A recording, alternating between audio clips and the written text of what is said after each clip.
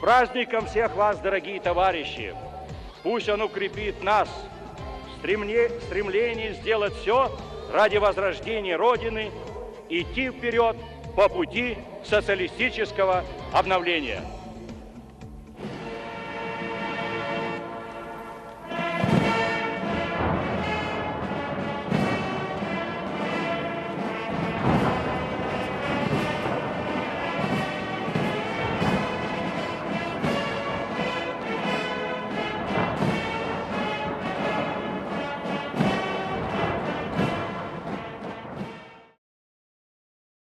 Gagavuzlara ise 2 kat daha ağır bir yük oluyor. Diyelim ilk imkanlar 1990 yılın Ağustos'un 19'unda Gagavuz Respublikası'nı Moldavya Sovyet Sosyalist Respublikası içinde belirlediler. Bir yıl sonra da Moldavya ayrılıp Sovyetlerden kendi bağımsızlığını bildirecekti. Ortalık kaynarken Gagavuz halkı kendi niyetini tamamlamaya savaşardı. Onlar Gagavuz Respublikası'nı bildirdiğine bakmayarak anne Moldavya bu kararı tanımır, geçiriyorlar bölgede genel seçimleri, ayırıyorlar prezidenti hem üyesek Sovyeti'nin başını. Bu işler gereği gibi üstlendirir Moldavya yöneticilerini.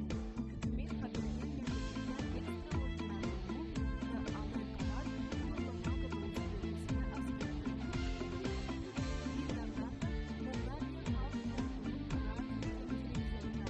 halk korkunun karar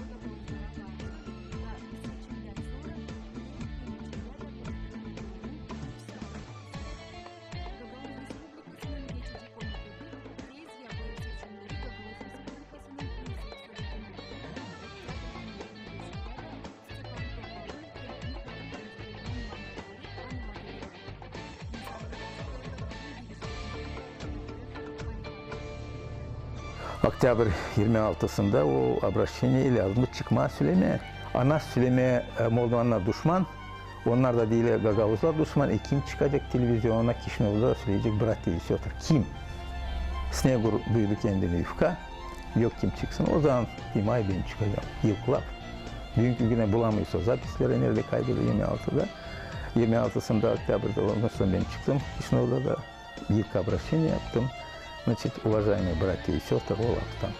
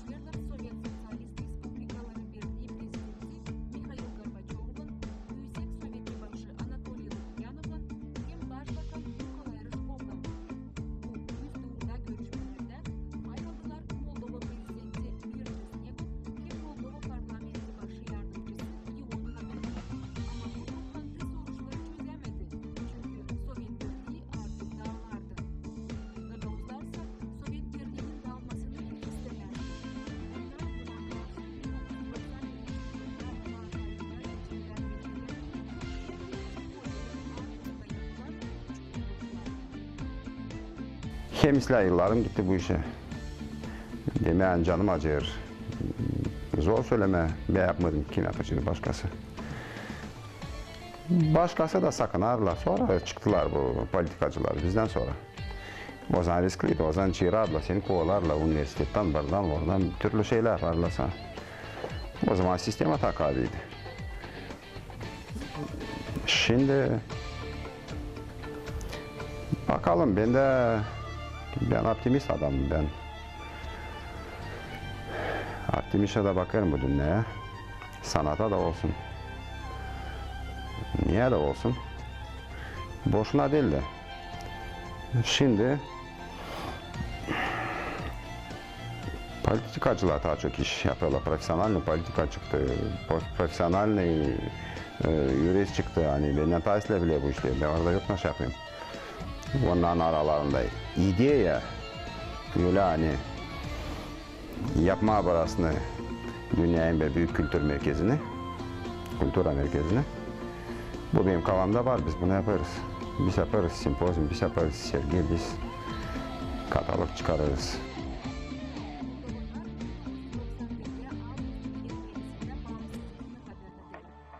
Moldova devletinin bağımsızlığını tanıyan ilk devletlerden biri Türkiye oldu. O dönemde Türkiye'de Cumhurbaşkanı Turgut Özal 1991'de Ağustos ayında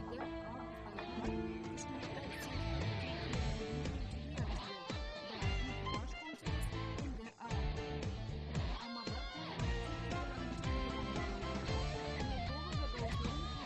başkonsolosluğunda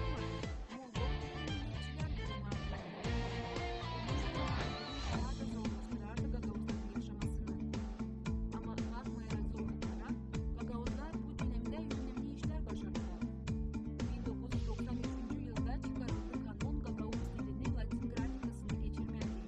Oluşturdular bölgenin bütçesini, hazırlandı belgeler kanunu, kurdular halk bankını, hem daha başka önemli adımlar atıldı burada. Bu yıllar T90'dan hayalda Verhovna Sovyet'de oldu 13 komisya dini yapma anlaşmak için olan. Ben her bir 13 komisyadayım. Ben saşardım dini, ben politikalandırışık çok işler anlamam da saşım hani girmem oraya. Bende var anlamam ekonomikada hem de finansta. Ben hepsi vопросlar için kalkardı finans için ben saşardım naş bilim söyleme. Даже 18 статья, 18. статья законда о фиксированном налоге, onu ben предлагать ettim, ben de вместе ettim. Даже o günü açan kablelerle parlamenta Moldova'nın zakonu ben oradaydım, zal içindeydim Михаила Васильевича, Степана Михайловича.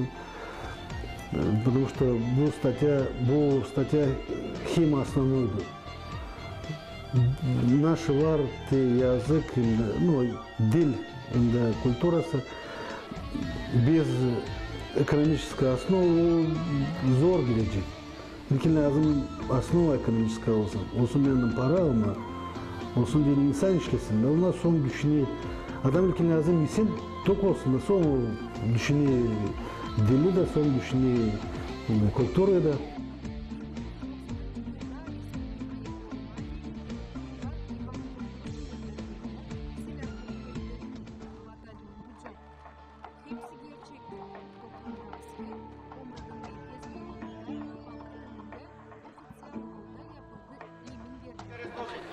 Батальон «Буджак» милиции особого назначения для приема присяги прибыл.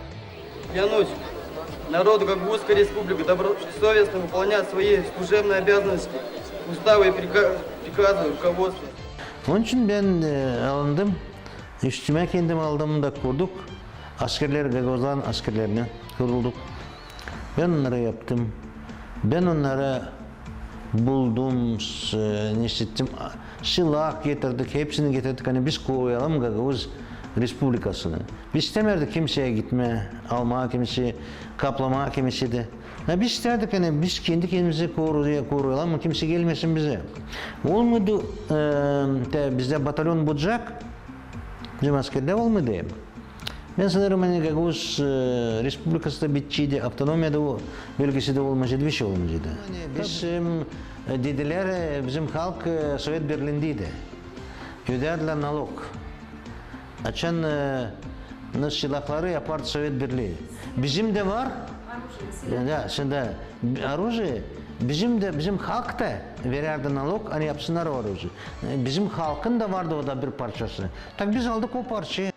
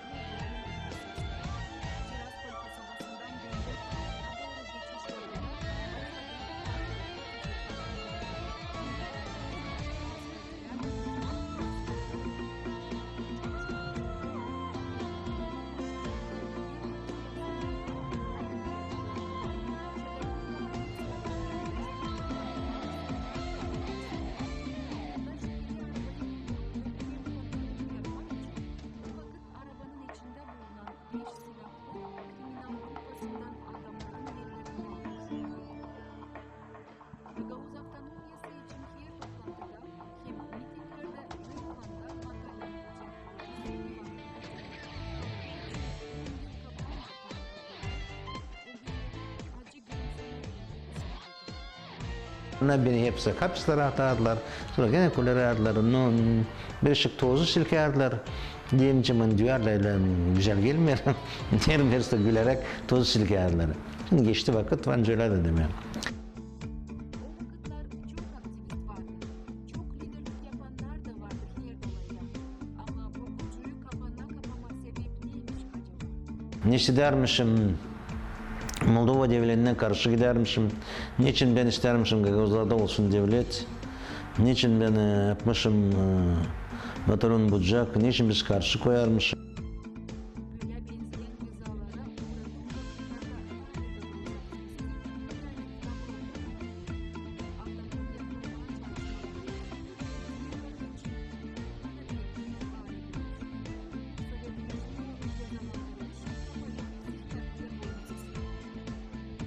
Ona söylediler hani sen kakadan ahmaksın. Derim niçin? Nasıl oldu? Sen siz Gagavuzlar kendi dilini öğrensinler okulda. Ha derim öyle mi? Bizim bu temel konstitusyada dil mi yazılı? Hani her bir halk küçücük mü büyük mü var lazım işlesinler. Halklar, küçücük halklar lazım öğrensinler kendi dilini. Orada yazılı bir iş. Ama politika olur başka türlü. Sen değilsin başka türlü politika karşı. Hani orada yazar, o dil senin için yazılı. O dil Gagavuzlar için yazılı.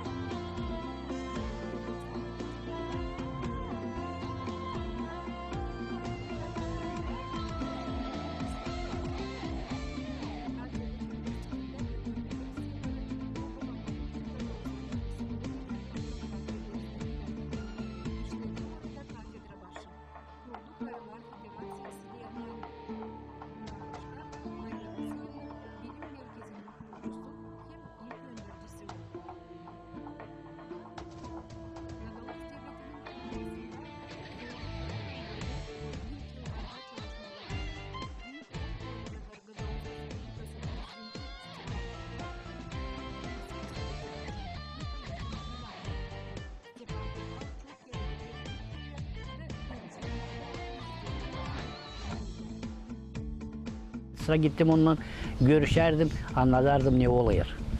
Da o öyle düşünüyorum sansın da dolayında da kim vardı onun yardımcıları sanıyorum da söylerdi. Bu Gagavuz halkı lazım koruma. Onlar ben sanıyorum bize ben bizim tarihimizi öyle bilmiyorum. Nice o bilerdi, hem bilir. Da onun için o öyle söylerdi lazım koruma. Bu Gagavuz halkı o çok betvalar geçirdi. Çok kötü vakitler geçirdi. Ya koruyalım onlara. Bize Moldova karışmadı bize, fakat karışamadı da. Sonra bizim Türk arkadaşlar bize çıktılar. Süleyman Demirel geldi bize. Dedi hani Taş'ta olacak hani siz Kayılılarsınız, Abdun'un bölgesi olasınız Moldova'nın içinde. O da uzman Taş'ta olacak. Başbakanımız Süleyman Demirel Moldova'yı ziyaret eden ilk Avrupa ülkesi başbakanı olarak geldi ve Moldova bundan çok büyük bir şeref duydu ve bunu bir politik unsur olarak kullandı. Hem Kişinev'de hem Komrat'ta temaslarda bulundu. Üniversiteye yardım etme kararı alındı. Gagavuz bölgesinde su yoktu, içme suyu yoktu. İçme suyu çıkartma, artezyen kuyuları açma kararı alındı ve çalışmalar süratle başladı.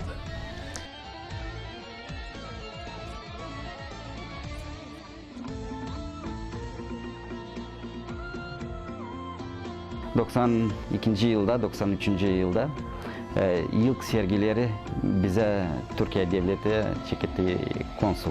Yılk konsul, Türkiye'nin konsulu İnder Arat, İnder Bey. Da o ben sayarım ki büyün bizi Gagavuzları, resimcileri Ondan çekilir ki bizi bilirler bugün. O bize yardımladı. Dilpak burada bullanarak burada Kişino'da ama yardım etti sergilerden İstanbul'a, Ankara, İzmir'e. Çünkü uzman da zordu. Çıkma çok tablo olan başka devlete, gümrükleri geçme. O yardım ederdi bize. Denip olmasın bizde problem tarafı, yol tarafı neyse ondan yardım çok biz gördük. İlk olmak tabii önemli. Eğer devletimizin verdiği imkanları zorlayarak da çok güzel işler yaptık. Bize sağlanan imkanlar önemliydi. Moldova hükümeti de bize yardımcı oldu.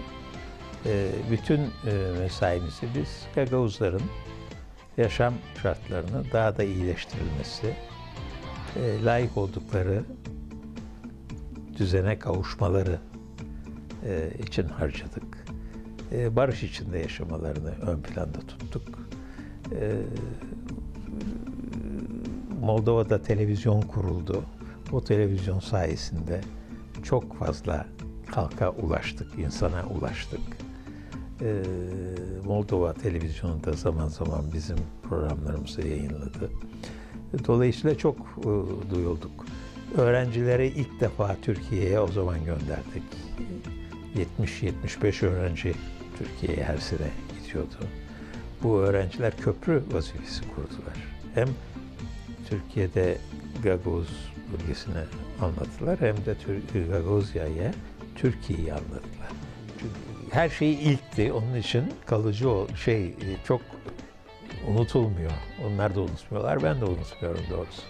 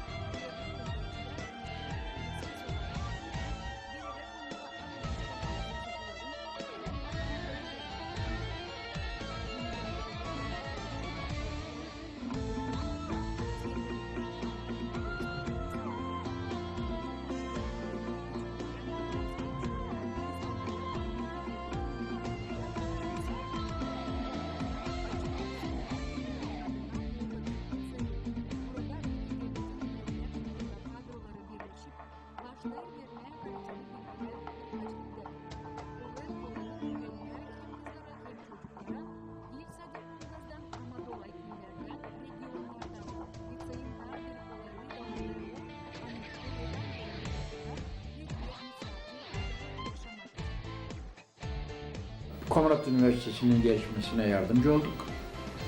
Sonra orada okullar açtık. Benim adıma okul vardır. Ben açtım o okulu. Komrat Üniversitesi ile ilgim devam etti. Ben hep yardımcı oldum Komrat Üniversitesi'ne.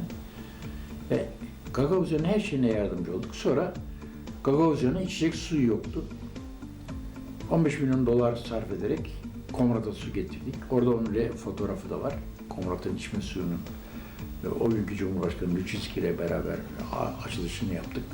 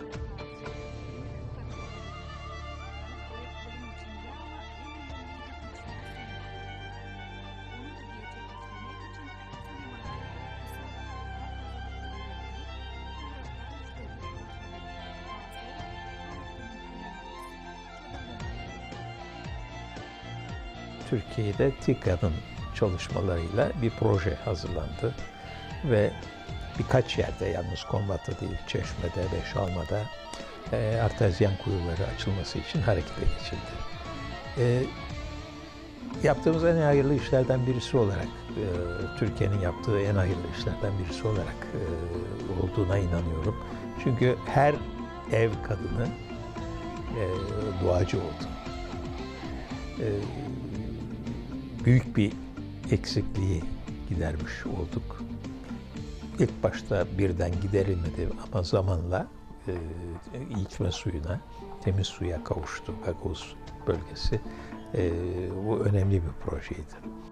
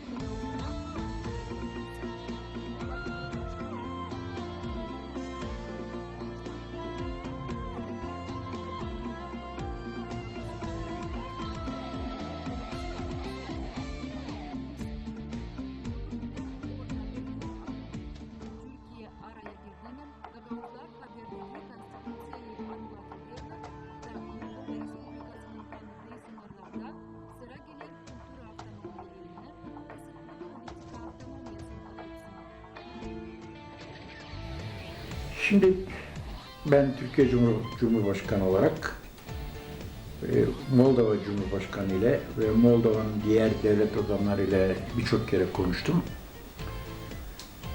Eğer ülkenizde, yani Moldova'da barış istiyorsanız Gagavuz'a özellik verin dedim. Çünkü Gagavuzlar aslında bizim soydaşlarımızdır ama sizin vatandaşlarınızdır. Türkiye ile Moldova arasında köprüdürler.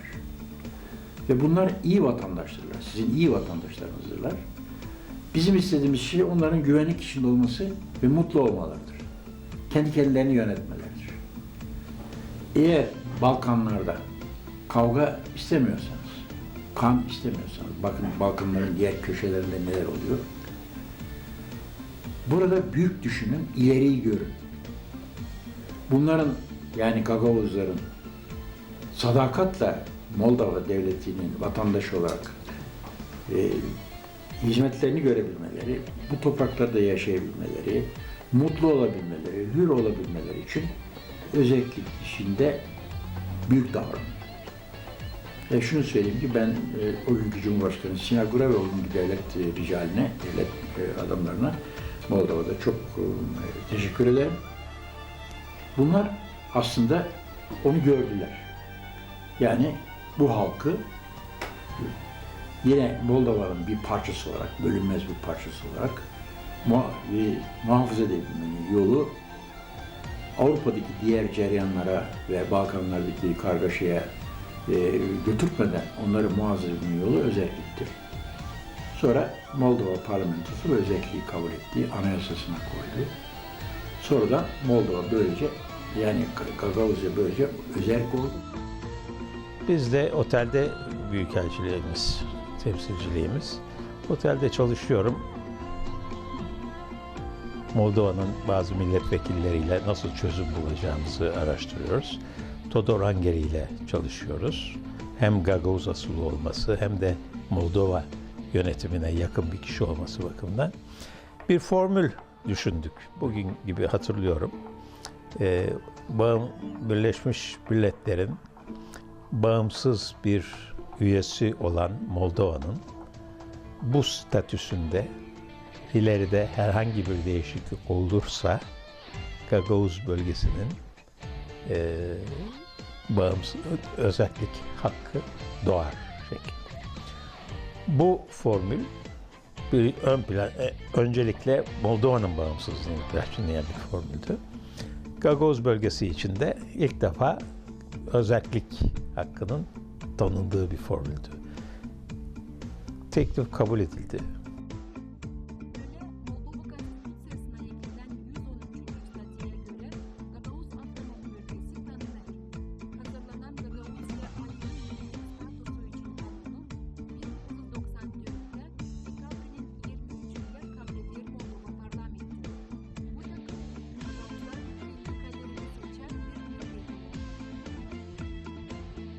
Niçin biz kurduk bizim avtonomimizi? Biz istedik hani bizim insanın yaşaması daha iyi olsun. Biz o vakitler istedik hani bizim dilimizi koruyalım, bizim kültürümüzü koruyalım, bizim adetlerimizi koruyalım. O zamandan geçti 20 sene, 20 yıl geçti. Ben sanayım hani 20 yıldan sonra lazım, dil saati varınca ama lazım yapalım bir analiz. Ne uydu, ne uyamadı bizim avtonomiyada. O zaman 90. yılında kuruldu bizim bir Gagauzski Respublikamız. O zaman ilk prezident oldu bizim Tapan Stepan Mikhailovich ve Gagauzya o zaman o günden yollandı sayılma bağımsız. Bugün yardım etti bize ileri doğru 4 yıldan sonra anladı bizim Kişinev'in tarafından bizim devletten hani Gagauzlarla lazım bulma ucunu. Böyle bu soruşlar kalmayacaklar. Lazım çözmeye bunu. 94. yılda onlar bize kurdular bir avtonomi. Parlament çıkardı bir karar bizim avtonomi için. O günden sonra bizim bu Gagauzya'nın sayılır, bağımsız sayılır bizim avtonomimiz. Gagauzya korudu. Bak o ayın biz tuttuk da bizim dilimizi hem de bizim kültürümüzü. Bu da lazım olsun. İleri de bize bir doğru yol. Bizim pek kısmetimiz oldu. Hani hava verdi bize böyle komşu. Biz o komşularla ne de kavga ederek, ne de anlaşarak, ne de biraz kan şarap içerek bulduk ucunu, anlaştık. Da bönti bu evceğizde Moldova'da bile yaşayarız. Hamilton'la isteyim söyleme sağ olsun ki insan kim o vakit kalktı bizim Gagauzlar için, bizim kültürümüz için, bizim dilimizin için. Benim de o insan kim o 1994'te verdi sesini, hani ses verdi hani bizde bir var avtonomi.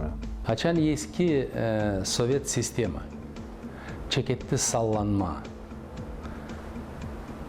çeketli dağılma, birinci bu eski Sovyet sistemasından ilkinci uyandı Gagauz halkı. Kalktı, bütün boyuna dedi biz bağımsız. İnsan toplandı. Bizim vardı devletimiz evvelki zamandan. Biz onu bu savaşlarla, geçmekle bir yerden öbür yere kaybettik. Ama şimdi halk dedi biz yapıyoruz kendi devletimizi bağımsız.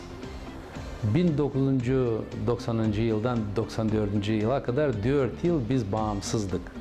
Ama dünyada kimse bizi tanımadı.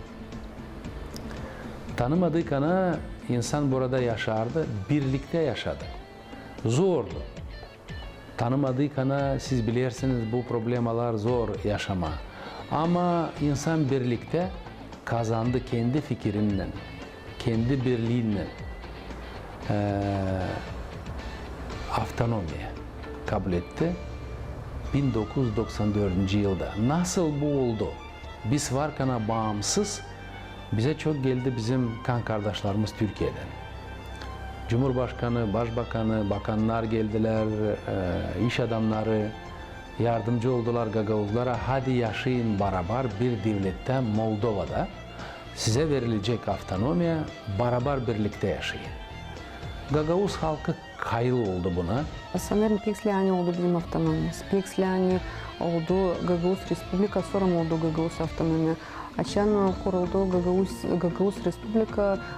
Biz anlamadık niçin o bize lem. Biz sanardık, düşünerdik hani lem laf etmeye Gagavuz'a, yürümeye Gagavuz'a. O zaman yoktu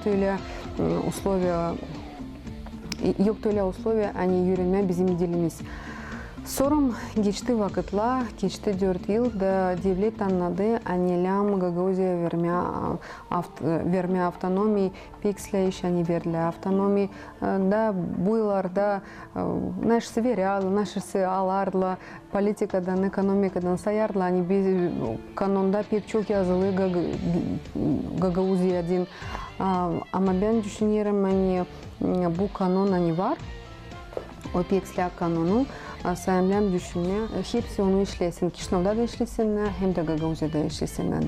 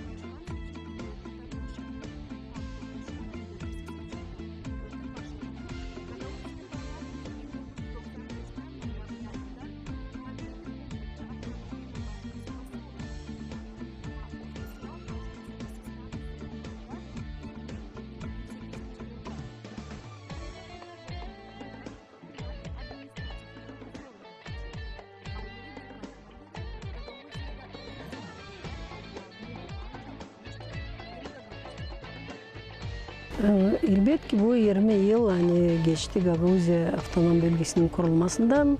Halis hani bir taraftan değiştirdi Gagavuz dilinin statusunu da. Yani bizim Gagavuz dilimiz ne zamandan oldu? Ofisyal dil Gagavuzya'da. Da o ona verir hak hani yolu açılsın Gagavuz dilinin. Daha genişlesin onun funksiyası. Daha geniş kullanılsın türlü sferalarda, türlü uğurlarda. Bu ona formalca diyeceğiz, yuridik tarafından var hakkı Gagavuz dilinin ilerlemesi. Ama bunu deyin tam anlama, bunu deyin hani yaşattırma hem gerçekleme elbette lazımdı kurulsun. Bununla beraber bir dil politikası bizde deriz hani. Çünkü biz isteriz hani Gagavuz dili ilerlesin, kalksın daha yüksek uğra. Ama buna da lazım olsun bir programa, bir plan.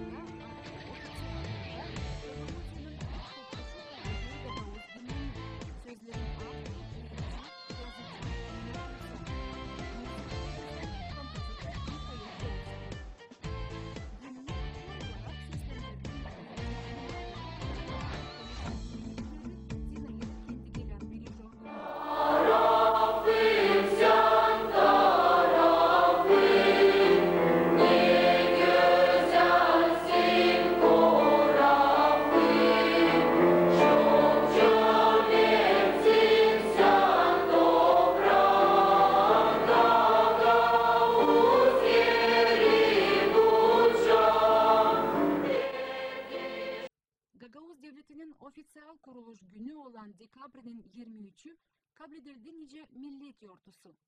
Her yıl bugün geçerler ofisyal toplantılar nice merkezde, öyle de köylerde. Kutlanır kultura hem spor gösterilerinden.